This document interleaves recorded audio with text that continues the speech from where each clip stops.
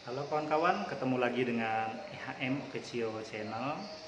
Nah, di sini saya punya video yang saya dapatkan pada waktu itu saya sedang bertugas di Dinas Sosial Kabupaten Murung Raya. Video ini didapatkan dari seorang tamu dari luar daerah. Saya lupa pada saat itu siapa. Yang pasti setelah saya perhatikan, itu wajib untuk kita ketahui bersama bagaimana sih Palangkaraya pada waktu itu, pada zaman itu, pada saat pembangunan kota Palangkaraya itu seperti apa, pihak-pihak siapa saja yang terkait. Nah, menurut saya kita sama-sama perlu tahu. Maka dari itu terus dukung kami dengan cara subscribe, like, share, komen, dan jangan lupa bunyikan loncengnya agar kamu tahu ada pemberitahuan video yang terbaru dari kami. Oke, semangat. Salam sehat dan sukses selalu.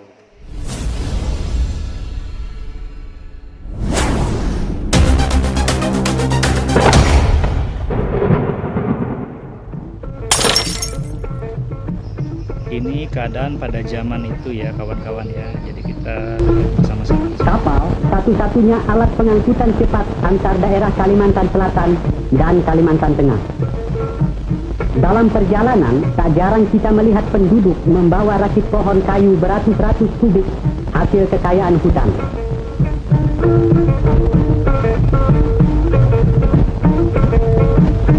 Semakin jauh ke pedalaman, tampak pula pasir memutih kuning di pantai sungai, tempat penghuni desa terpencil itu mendulang atau mencari emas. Baik, lihat kawan-kawan, ini cara masyarakat Dayak mencari emas dengan cara mendulang.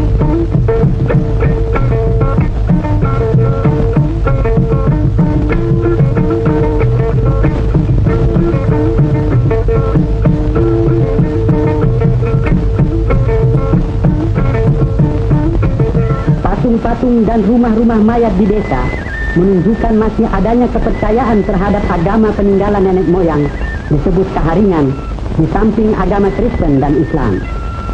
Dikawal anjingnya yang setia, demikianlah keluarga ini selalu dengan rukun dan damainya keluar rumah mencari nafkah sehari-hari.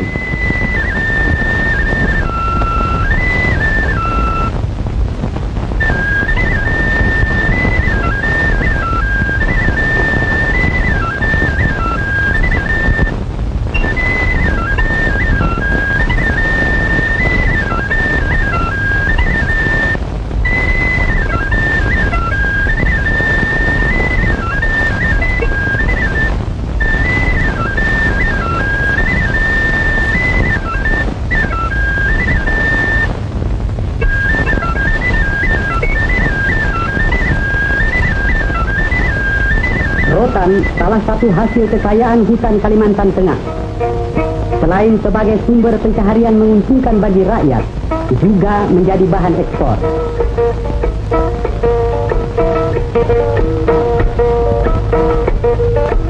Dari rotan tercipta berbagai macam kerajinan tangan. Dari 5 daerah kabupaten di Kalimantan Tengah, daerah Kapuaslah pusatnya.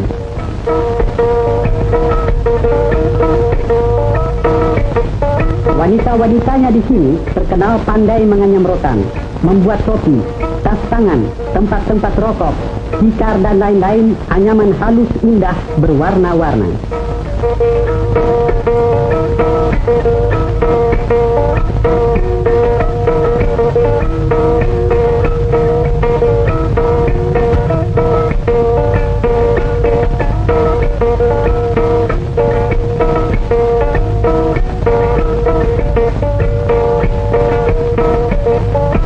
Hasilnya, Anda boleh saksikan sendiri. Boleh pilih mana suka.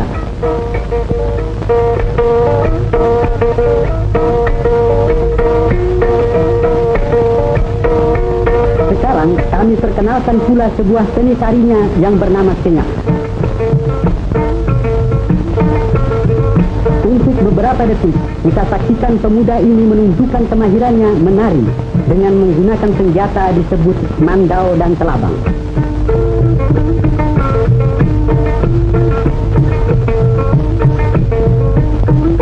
Tari Kenyap menggambarkan keberanian dan kejujuran seorang pahlawan. melambangkan sifat penduduk asli Pulau Kalimantan umumnya, di samping rasa keindahan.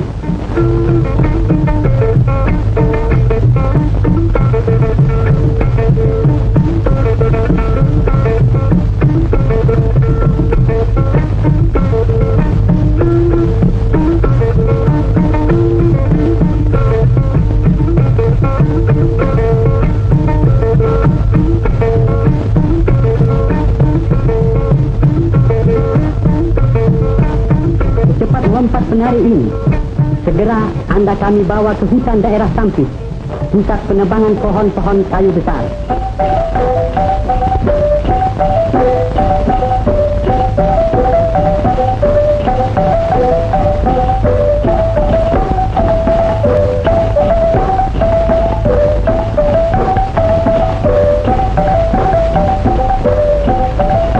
Kayu memang menjadi kebanggaan Kalimantan Tengah. Sebagai hasil hutannya yang terbesar, bahan ekspor banyak menghasilkan devisa negara.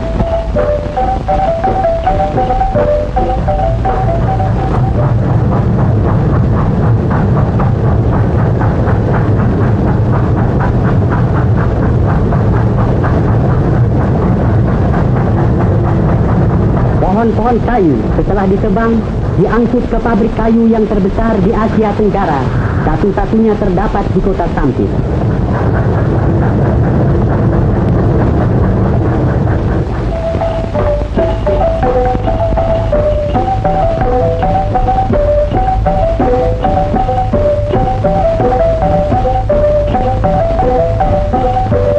Dari kolam perendaman, kayu-kayu itu diseret naik ke dalam pabrik secara mekanis untuk segera masuk ke dalam gigi-gigi mesin gergaji.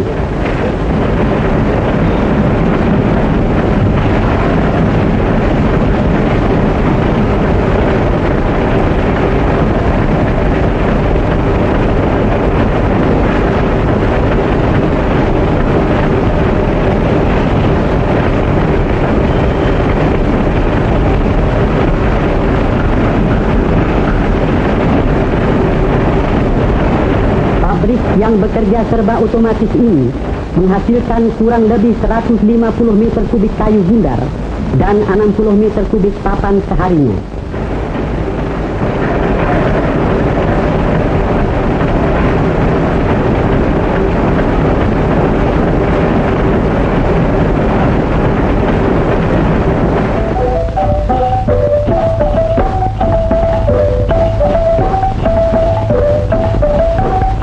Sesuai dengan rencana Komando Operasi Gerakan Makmur, sejak tahun 1951 sudah dikerjakan dengan aktif pengerukan-pengerukan seperti pada kanal Basarang ini yang akan menghubungkan kota Kuala Kapuas dengan Sampit sepanjang 175 km tanpa melintasi lautan.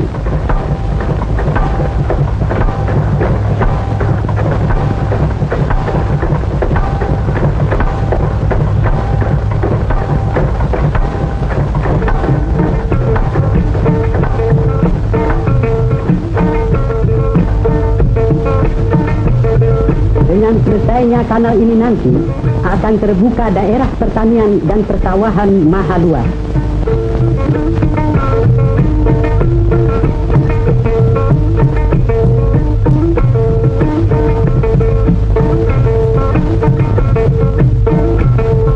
Objek transmigrasi Veteran di Mentaren, Kewedanan Kahayan, menampung transmigran dari Pulau Jawa.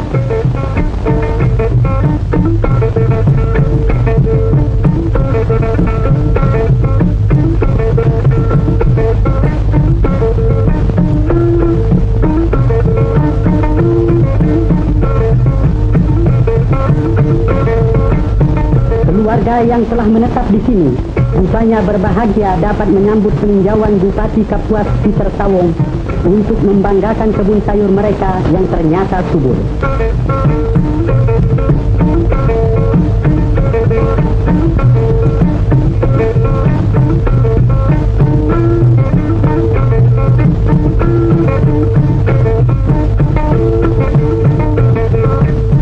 Anak-anak mereka gemuk-gemuk dan sehat. Bukti daerah ini memberi hasil tak mengecewakan.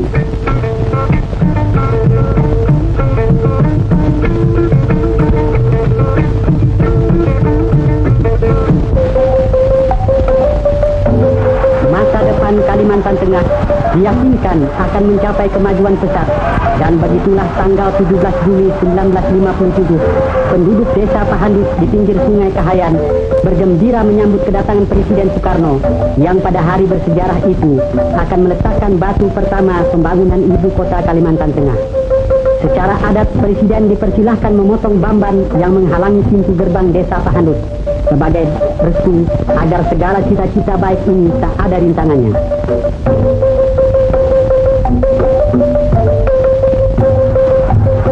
Dengan dielu-elukan rakyat yang juga datang berduyung-duyung dari luar desa Pahandut, Presiden diantar menuju tempat upacara perletakan batu pertama. Ibu kota yang akan dibangun bernama Palangkaraya berpusat di tengah hutan, kurang lebih 3 km dari Pahandut, merupakan keberanian dan puncak cita-cita Kalimantan Tengah untuk membangun hutan pedalaman guna kemajuan daerah. Demikianlah hutan yang telah beberapa lama ditebang dibersihkan terus secara bergotong royong.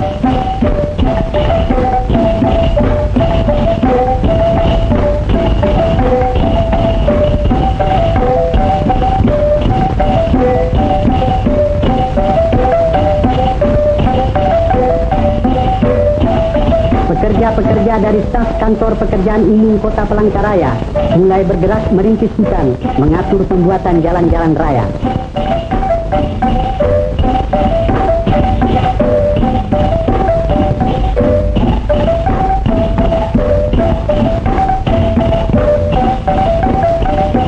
Meski di sini kita melihat tenaga-tenaga bangsa asing ikut membantu pekerjaan besar ini, namun pembangunan Palangkaraya harus dilihat dari segi semangat dan jiwa tenaga Indonesia asli.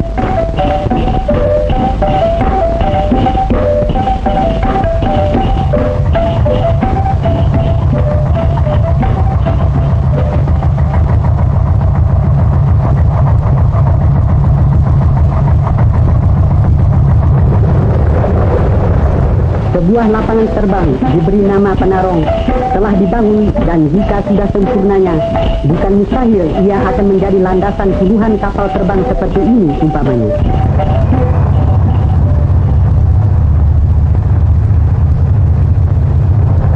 Ya, segala cita-cita mesti tercapai, asal semangat kerja dan membangun tak sungguh padam, biar ada kesulitan dan rintangan apapun.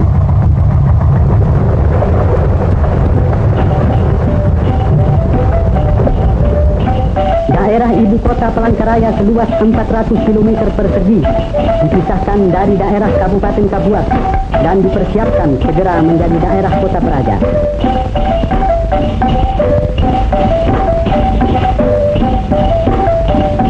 Pembangunan kota rencana seluruhnya bercorak nasional, tidak mengizinkan bangsa asing membuka usaha atau jenis kerja apapun di sini.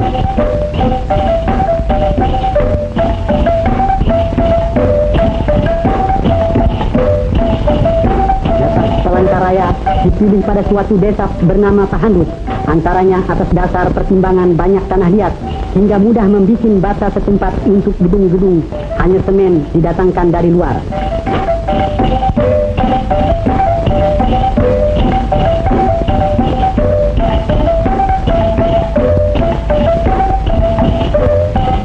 Pembangunan gedung diperlukan terlebih dahulu untuk kantor-kantor dan perumahan-perumahan pegawai. Bagi pelajar SMA, boleh bangga dengan gedungnya yang segera selesai ini. Ini kota Palangkaraya sudah berwujud nyata. Suasana kehidupan sudah berjalan. Pegawai yang hendak bertugas kantor nampak sibuk setiap pagi.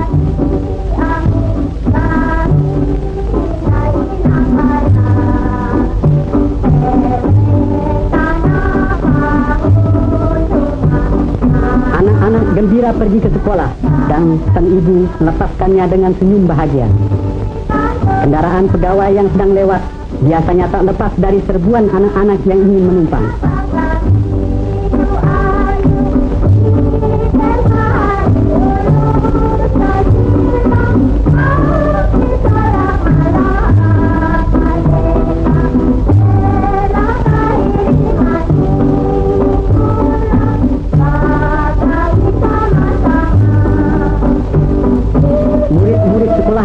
sudah memperoleh gedungnya yang baru. Begitu pula para pegawai seperti Pak Camat dengan kantornya ini. Akhirnya kami perkenalkan pula Gubernur Kalimantan Tengah Pak Cilik Riwut yang sudah tiba pula di kantornya.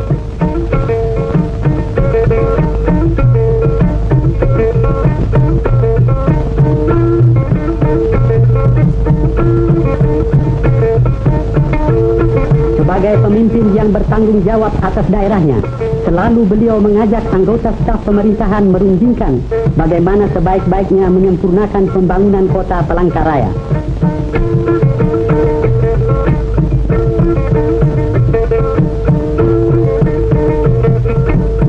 Dengan telah berdirinya kota baru Palangkaraya ini, diharapkan daerah pedalaman Kalimantan Tengah mencapai taraf kemajuan pesat sesuai dengan cita-cita Indonesia pada umumnya.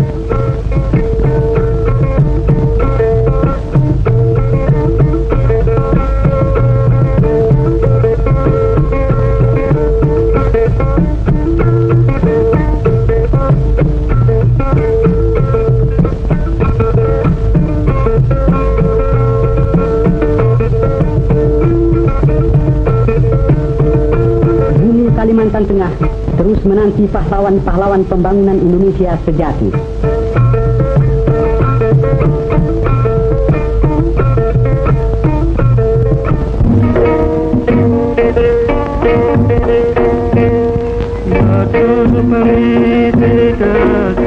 Palangkaraya, ibu kota Provinsi Kalimantan Tengah, seolah-olah terletak di tengah antara Sabang dan Merauke, dan di tengah perbatasan utara dan selatan. Sungai Barito merupakan urat nadi penghubung lalu lintas. Dengan perahu, saudara dapat mencapai Palangkaraya dari Banjarmasin selama 1 hari 1 malam.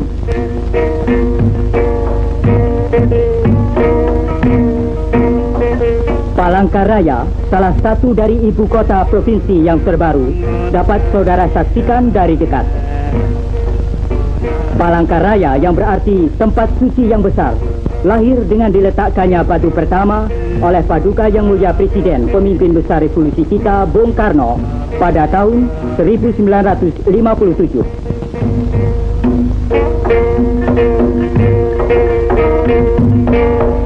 Pada tanggal 14 Maret 1963, setelah berangkat ke Palangkaraya, rombongan Yang Mulia Wakil Menteri Pertama Bidang Khusus Menteri Penerangan, Ketua Indoktrinasi, Dr. Haji Ruslan Abdul Ghani, romput oleh Gubernur Kalimantan Tengah, Cilik Riwut. Anggota rombongan Menteri Penerangan antara lain terdiri dari Ibu Ruslan Abdul Ghani dengan seorang putrinya Retnowati, Ajudan Mayor Anja Rahman, Pembantu Menteri Kepala Urusan Publisitek Devon, Dr. Andes Tresno Suwarno, dan Staf Menteri Urusan Khusus Devon, Dr. Andes Rahmadi.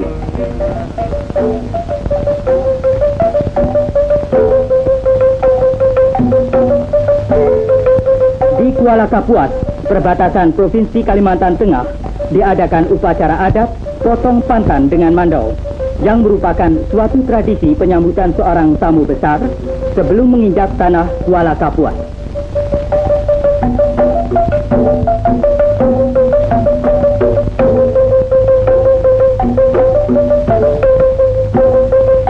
Dalam pidato sambutannya, Wampa Menteri Penerangan menyampaikan salam hangat dari Bung Karno kepada rakyat Kalimantan dan menjelaskan tentang Pancasila negara kita yang membawa rakyat ke arah adil dan makmur.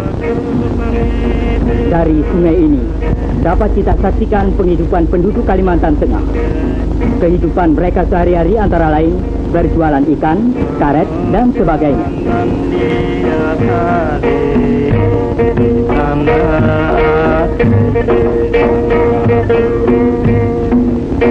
Seperti kita ketahui bahwa daerah Kuala Kapuas ini sangat terkenal dengan hasil rotannya. Dan dari rotan tadi dapat dijadikan berbagai macam kerajinan tangan seperti tikar, topi, keranjang, dan rupa-rupa alat keperluan rumah tangga. Bagi setiap tamu maupun para pariwisatawan tentu akan mendapat kenang-kenangan dari hasil hutan Kuala Kapuas ini.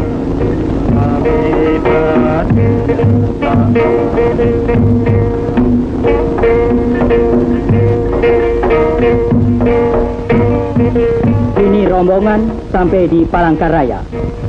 Sambutan meriah oleh para pembesar dari Catur Tunggal dan segenap lapisan masyarakat setempat, serta masyarakat Uni Soviet yang sedang membuat jalan ke Sampit.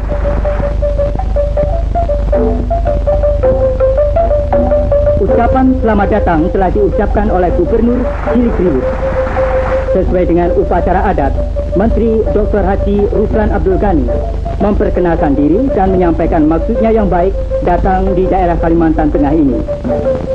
Menginjak telur, potong pantan, dan dipupuri adalah suatu kehormatan bagi setiap tamu besar yang datang.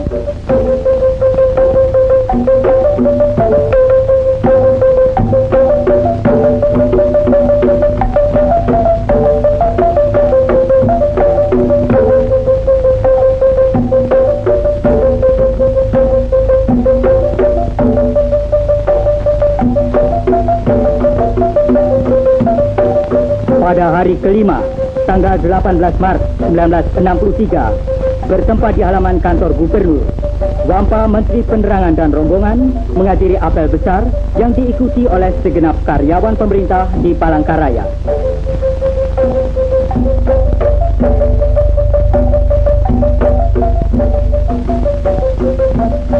Hadir pula para peserta kursus dan latihan Manito Ustek, alim ulama ke Kalimantan Tengah.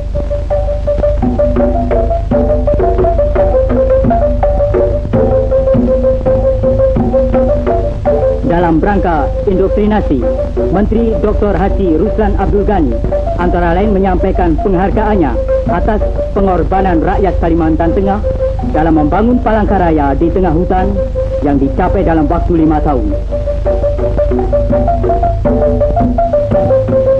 5 tahun yang lampau, di sini merupakan hutan belantara. Kini dapat kita saksikan pasar yang merupakan pusat perdagangan penduduk Palangkaraya.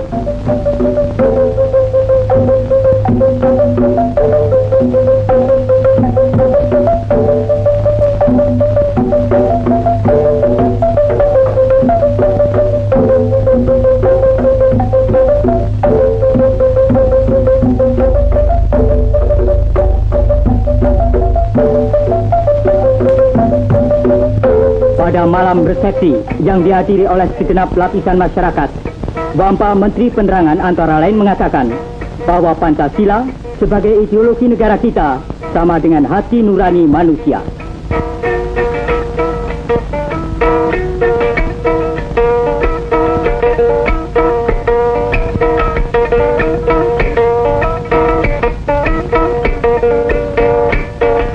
Hidangan yang menarik dalam malam kesenian ini ialah tari perang dari hulu Sungai Barito yang ditarikan oleh pemuda dengan pakaian suku Dayak.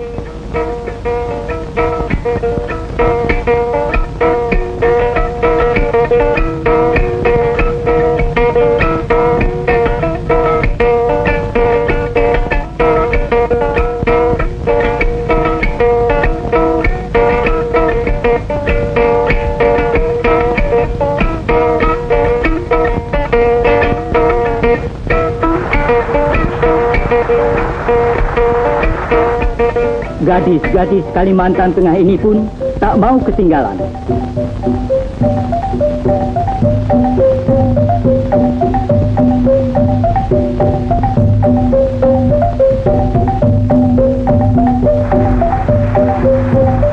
Dan akhirnya para tamu bersama-sama menari menasai.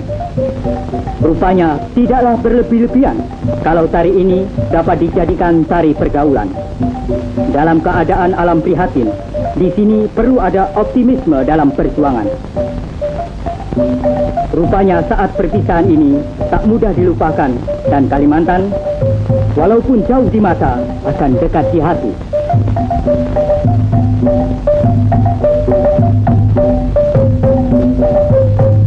Peninjauan Wampa Menteri Penerangan, Ketua Panitia Pembina Jiwa Revolusi, Dr. Haji Ruslan Abdul Ghani, sungguh mengesankan dan tetap dikenang bahwa Palangkaraya adalah sebagai lambang kemampuan bangsa Indonesia.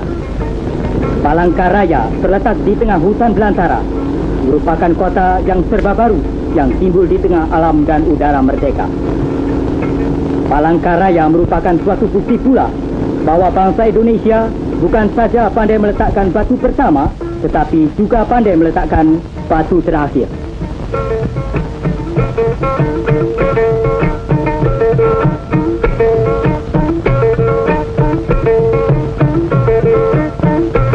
Acara kunjungan di Kalimantan Selatan hari pertama di Banjarmasin, tanggal 14 Maret 1963 di Balai Pemuda, Menteri Penerangan Dr. Haji Ruslan Abdul Ghani mengatakan bahwa kita tidak dapat menghilangkan salah satu sila karena akan menimbulkan bahaya.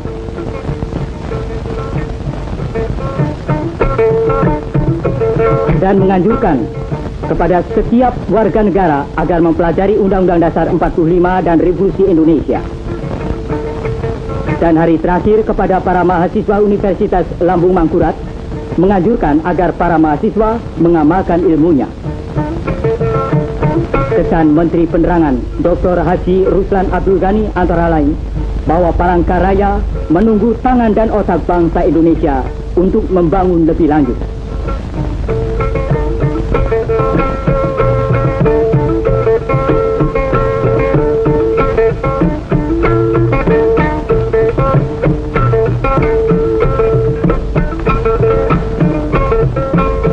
Dari angkasa Indonesia, membayang kekayaan Indonesia yang menjamin terlaksananya masyarakat Indonesia yang adil dan makmur.